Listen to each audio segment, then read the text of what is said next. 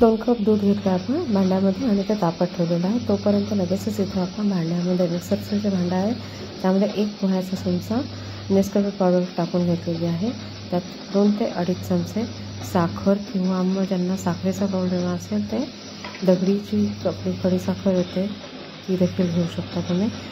त्यानंतर याच्यामध्ये आपल्याला हवं ते वेलची पावडर आणि हे जायफळ आपण त्याची पावडर टाकलेली आहे आणि अगदी 1 चमचाच पाणी टाकून आपण 1 सेकंद फेटून घ्यायचं आहे आणि लगेचच हे आपल्या गरम दुधामध्ये पोर करायचं आहे.